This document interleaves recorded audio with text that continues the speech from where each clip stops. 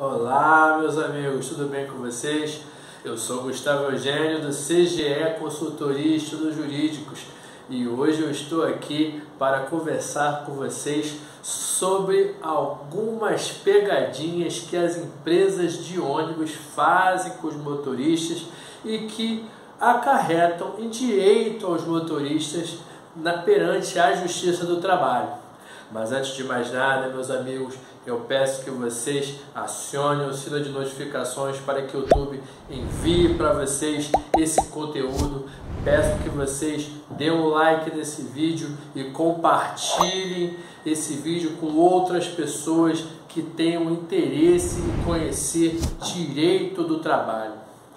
Pessoal, hoje eu quero conversar com vocês sobre motorista de ônibus urbano. Por que isso, meus amigos?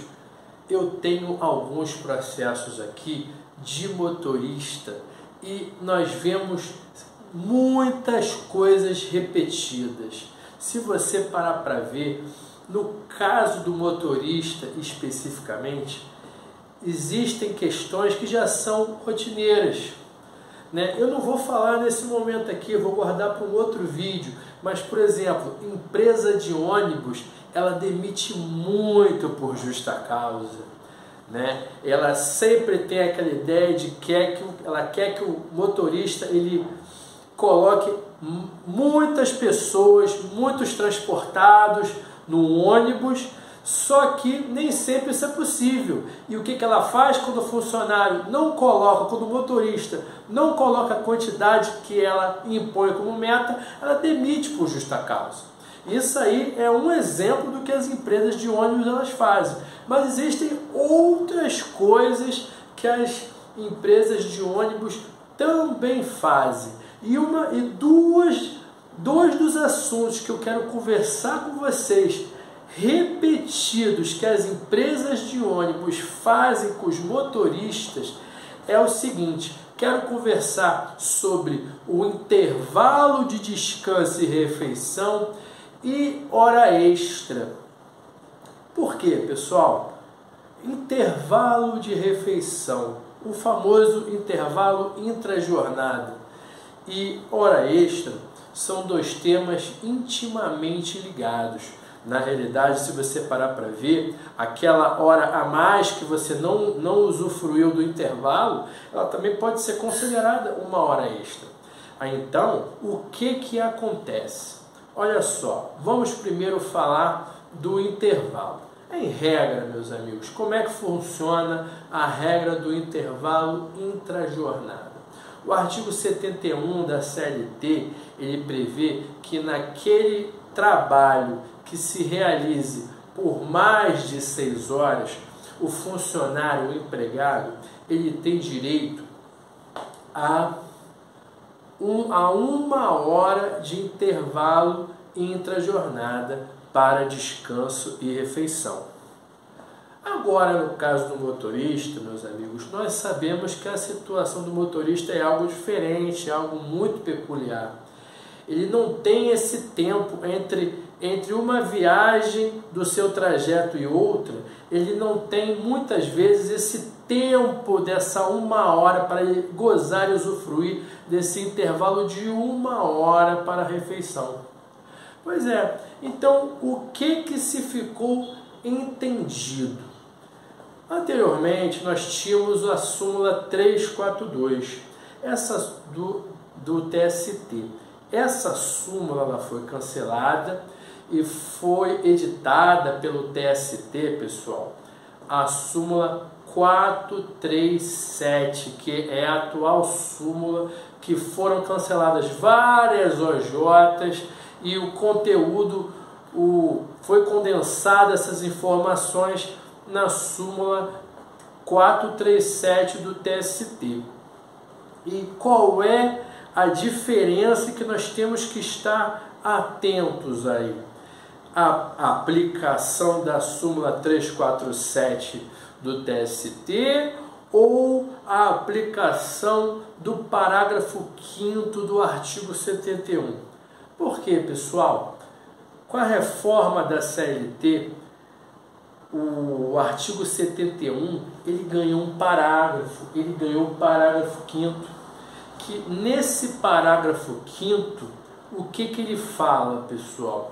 Ele diz que existe a possibilidade da redução ou fracionamento do intervalo intrajornada para algumas situações específicas, para alguns trabalhos específicos, como do fiscal, como do motorista de ônibus, como do trocador. E o que muitas empresas fazem? É comum no dia a dia do motorista que esse intervalo de intervalo intrajornada ele seja fracionado no decorrer do dia, no decorrer da jornada de trabalho dele. Ele vai sempre descansando 5 minutos.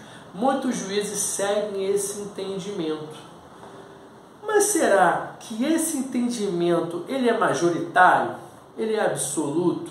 Será que o TST, em sua totalidade, ou a maioria dos tribunais, segue esse entendimento? Eu creio que não, meus amigos, porque a súmula 437 do TST, ela ainda proíbe esse fracionamento. Então, essa súmula você precisa conhecer e precisa estudá-la. Por quê? Porque segundo o item 2 da súmula 437 do TST, ela declara como inválida essa redução do intervalo intrajornada. Essa súmula 437, salvo engano, tem 3 itens. E em todo o seu aspecto, em todo o seu bojo dessa súmula, ela proíbe que a empresa retire do empregado esse direito do intervalo intrajornada. Por quê? Porque isso tem a ver com segurança, higiene e medicina do trabalho. Nós sabemos muito bem que o intervalo intrajornada, previsto no artigo 71 e também previsto no artigo 7º da Constituição da República, esse intervalo intrajornada, ele visa a saúde, a higiene do empregado. Então, por mais que você consiga flexibilizar algumas coisas, fica muito complicado do intervalo ser reduzido ou seja fracionado. Mesmo que, olha só, imagina a situação, o funcionário ele está trabalhando, para falar a verdade, mais de 7 ou 8 horas, ele está no trânsito, ele está trabalhando às vezes 9 horas, porque nós sabemos muito bem, meus amigos, que as empresas de ônibus, muitas vezes, ela não respeita a legislação. Então ela vai colocar o motorista para trabalhar mais do que o devido, mais do que o permitido. Porque ela sabe que na prática ela vai se safar disso. Então, mesmo que o funcionário trabalhasse 7, 8 horas, você sabe muito bem que essas 7, 8 horas trabalhando no trânsito é altamente estressante. Então, fica muito complicado que o funcionário motorista de ônibus ele consiga apenas de momentos em momentos descansar apenas 5 minutos e já retorne para o seu ônibus. Então, muitos juízes entendem que isso não é permitido e eles aplicam o entendimento da súmula 437, notadamente o item 2 da súmula 437 do Tribunal Superior do Trabalho.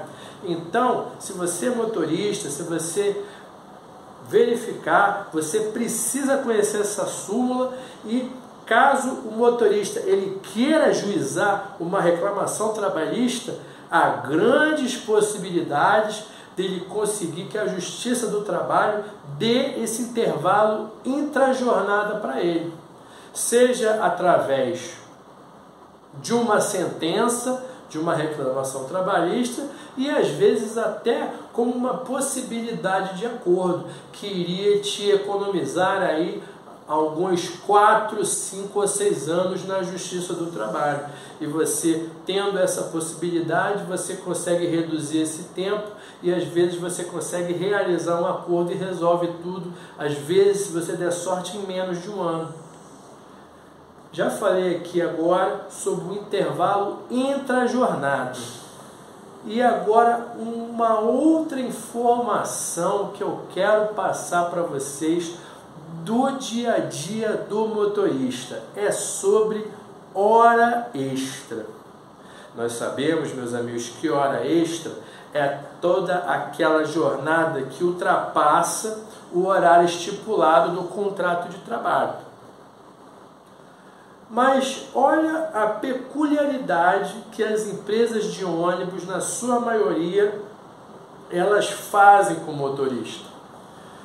Digamos que o horário do motorista, o início da sua jornada, seja 6 horas da manhã.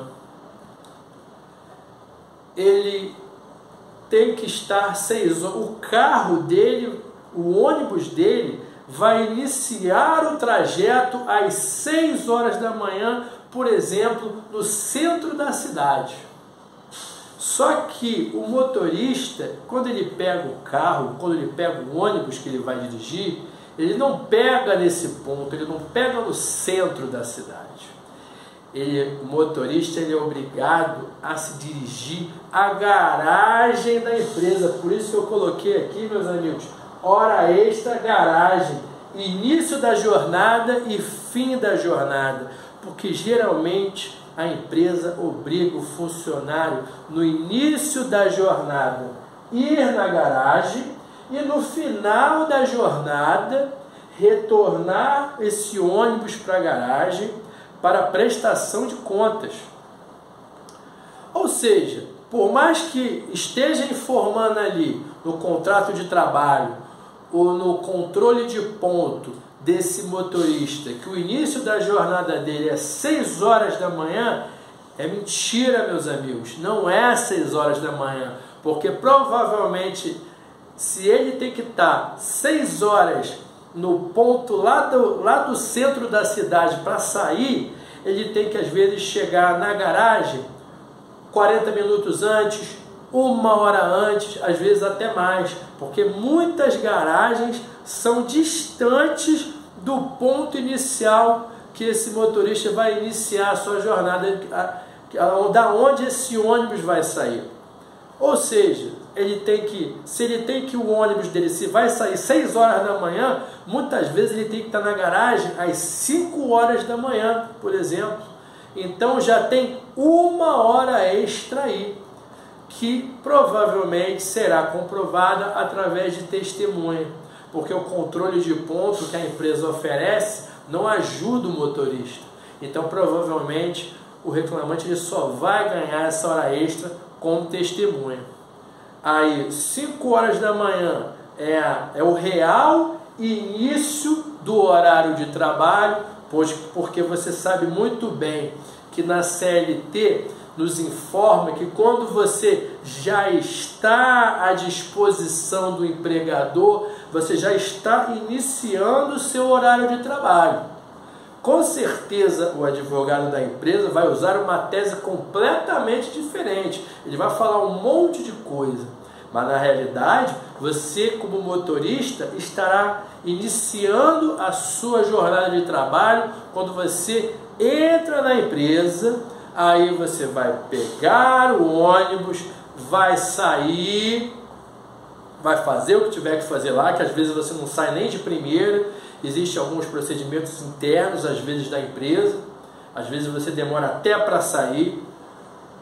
Muitas empresas até penalizam o motorista, trava ele lá. Mas que seja, de qualquer forma, a jornada de trabalho vai se iniciar quando você entra na empresa, não quando você inicia o trajeto do ônibus lá do centro da cidade, não. Estou falando isso no início da jornada. O mesmo raciocínio é para o final da jornada. Se o final da jornada do motorista, se o final do horário de trabalho é às 14 horas, olha o que acontece. Às 14 horas, ele está terminando a sua última viagem, ele está parando lá no centro da cidade, naquele ponto que ele iniciou. E você acha que ele simplesmente, quando chegar às 14 horas, ele vai largar o ônibus lá? Ele vai deixar o ônibus lá? Nada disso, meus amigos. Ele é obrigado a levar o ônibus para a garagem. Vai demorar mais uns 40 minutos, 1 hora para chegar lá na garagem. E você sabe o que acontece, pessoal? Muitas vezes ali, e na maioria das vezes, ele ainda tem que prestar contas com a empresa, com o preposto da empresa. Ou seja, em vez de ele sair 2 horas, muitas das vezes ele sai às 16 horas, às 4 horas da tarde. Nessa brincadeira aí, ele já estará fazendo 2 horas extras. Durante esse dia inteiro, nos exemplos que eu dei, se ele deveria começar às 6 e chegou na empresa às 5, se ele deveria largar às 14 e largou às 16, então tem 1 hora extra pela manhã e 2 horas extras na parte da tarde, ou seja, ele tem direito aí a 3 horas extras, sem falar do intervalo, se não for usufruído da forma correta. Tudo bem, meus amigos? Eu espero que vocês tenham gostado desse tema, gostado desse vídeo. Eu peço que vocês compartilhem esse conteúdo, dê um like. Eu desejo a vocês um grande abraço e até a próxima.